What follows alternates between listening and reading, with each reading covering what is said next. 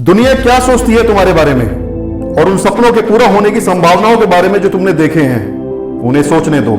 यह सब तुम्हारा काम नहीं है कि वो लोग क्या सोचते हैं। इन लोगों का रवैया तो यही रहने वाला है कि यह नहीं किया जा सकता, क्योंकि ऐसा होते हुए इन्होंने पहले कभी कुछ देखा नहीं है। आज इतिहास पढ़ा जा सकता है और यह रचा भी जा रहा है लोगों द्वारा कल्पना की उड़ान भरकर। और यह अच्छा है कि तुम लोग अब इस बात की जिम्मेदारी लो कि आने वाली पीढ़ियां तुम पर गर्व करेंगी, कि तुम कभी हार नहीं मानोगे, कि तुम्हारे लिए गए फैसलों पर दूसरों की जताई गई आपत्ति को, किसी भी तरह की निराशा को या फिर किसी भी तरह की हार को तुम गंभीरता से नहीं लोगे और अपना रास्ता नहीं रोकने दोगे, कि तुम बिना थके आगे बढ़ते रहोगे, कि तुम कभी ये तय नहीं करोगे कि मैं ये नहीं कर सकता क्योंकि तुम्हें आशा की कोई किरण नजर नहीं आ रही है, कि तुम हमेशा यह समझकर चलोगे कि हार भी इस कार्यक्रम का हिस्सा है जिसमें तुमने भाग लिया है। जिस तरह शारीरिक रूप से कमजोर व्यक्ति अपने आप को कठिन और नियमित प्रशिक्षण द्वारा मजबूत और ताकतवर बना सकता है, ठीक उसी तरह कमजोर विचारों, कमजोर उद्देश्यों का व्यक्ति सही दिशा में सोचकर और लोग क्या सोचेंगे इस बात को किनारे रखकर अपने आप को आत्मविश्वास से भर सकता है। लक्ष्यहीनता और उलझनों को दूर करके उद्देश्य के साथ जीना और उन मजबूत लोगों की श्रेणी में प्रवेश कर सकता है जो असफलता को सफलता तक पहुंचने के मार्ग से ज्यादा अहमियत नहीं देते हैं। इस तरह के लोग अपने दृढ़ निश्चय से विपरीत परिस्थितियों को अपने पक्ष में कर लेते हैं और हर परिस्थिति में दृढ़ता से निडर होकर कुशल नेतृत्व करने का प्रयास करते हैं। वह जो अपने जीवन में कोई बदलाव नहीं लाना चाहता, उसे कोई बलिदान नहीं देना है, अतिरिक्त परिश्रम करने की उसे कोई जरूरत नहीं, क्योंकि समय जो उसके साथ करता है उसे ही वह अपनी नियति समझता आया है। और वह व्यक्ति जो अपने जीवन में बहुत कुछ हासिल करना चाहता है, उसे बहुत कुछ बलिदान करना होगा। लेकिन वह व्यक्ति जो अपने आप को सफलता के चरम पर देखना चाहता है, उसे ऐसी मानसिकता बनानी होगी जो उसे विश्वास छोड़ने, थकने और रुकने की अनुमति ही ना दे। उसे किसी भी तरह के बलिदान के लिए खुद को तैयार करना होगा।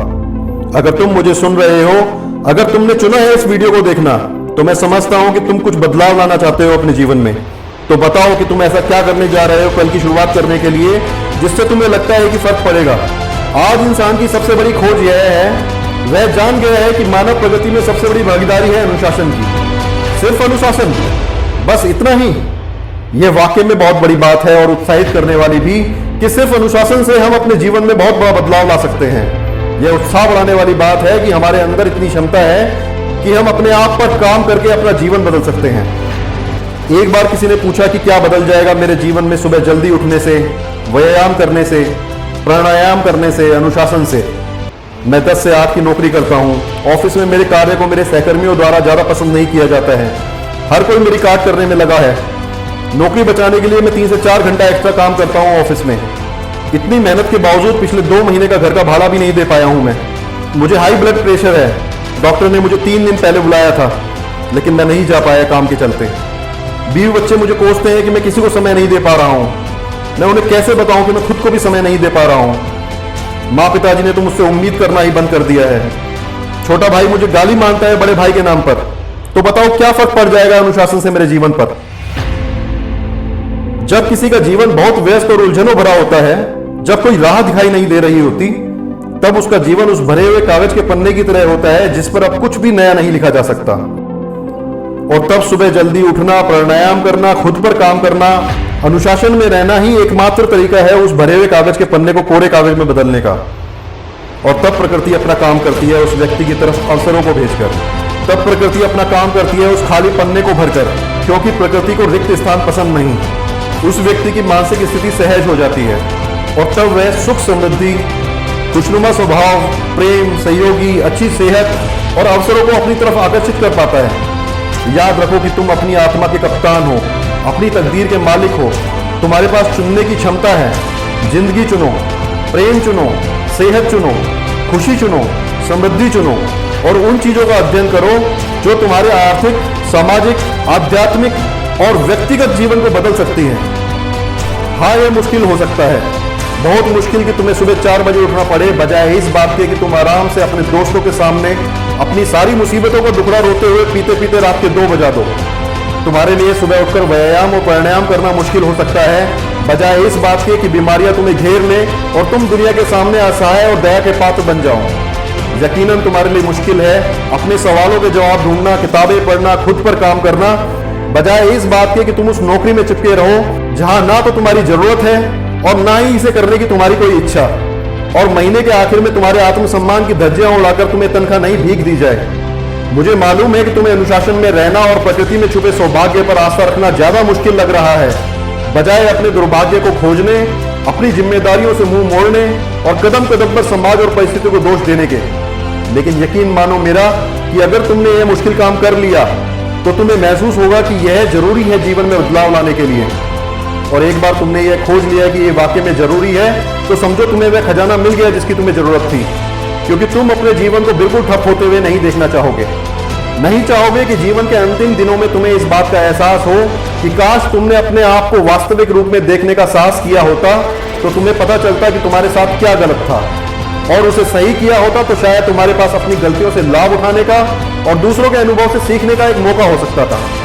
तुमने अपनी कमजोरियों को विश्लेषण करके उन्हें दूर करने में अधिक और छुपाने में कम समय बिताया होता तो आज तुम्हें इस बात का एहसास ना होता कि तुमने तो जीवन का 10वां हिस्सा भी नहीं जिया।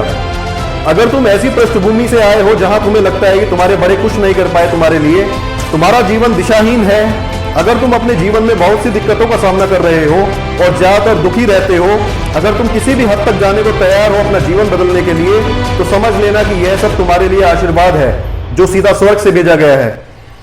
परेशान तो उन लोगों को होना चाहिए जो अपने सामान्य जीवन में खुश हैं। मैं ऐसे हजारों लोगों को देखता हूं और ऐसी आबादी बहुत अच्छे प्रतिशत में होगी जो कॉलेज की पढ़ाई खत्म करने के बाद बाप दादा की चलती आ रही दुकानों पर बैठने लगते हैं। उनका जीवन सुबह दुकान खोलने और शाम को दुकान बंद करने में ही उनकी आंखों के सामने से गुजर जाता है और इन्हें शिकायत भी नहीं है जीवन से।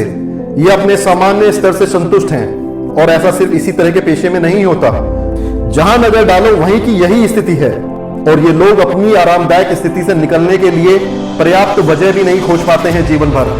तुम्हें तो खुश होना चाहिए कि तुम्हारे पास अनगिनत अवसर हैं, पूर्ण आजादी है अपना मनचाहा रास्ता खोजने और उस पर लगन से बिना थके डटे रहने की। तुम्हें खुशी इस बात की होनी चाहिए कि तुम्हें अपने बाप दादाओं की उम्मीदों का बोझ लिए नहीं घूमना है जिंदगी भर। और अगर तुम्हारी सफलता की इच्छा उतनी ही प्रचंड है जितना कि रेगिस्तान में कई दिनों से भटक रहे प्यासे को पानी की, तो प्रकृति मजबूत इच्छा के आवेग में सफलता को लपेटती है जो असंभव जैसे किसी शब्द को नहीं पहचानती और असफलता जैसे किसी वास्तविकता को स्वीकार नहीं करती। नेपोलियन हिल द्वारा बहुत ही प्रेरणादायक पुस्तक में लिखी कुछ लाइनें इस प्रकार हैं कि मैंने इस शक्ति को बहुत निचले स्तर से शुरुआत करने वाले लोगों को सत्ता और धन के शिखरों पर पहुंचाते हुए देखा है, कि मैंने इस प्राकृतिक शक्ति को विपत्तिग्रस्त लोगों पर दबा हुआ खजाना लुटाते हुए देखा है, कि मैंने इसे सैकड़ों अलग अलग तरीके से हारे हुए लोगों के लिए वापसी का मंच तैयार करते हुए देखा है, कि मैंने इस शक्ति को कान के बिना ही दुनिया में भेजे गए इंसान को सुनने और सामान्य जीवन जीने का आशीर्वाद देते हुए देखा है, कि मैंने इसे बिना हाथ पैरों के पैदा हुए इंसान को एक सुखी और सफल जीवन प्रदान करते हुए देखा है।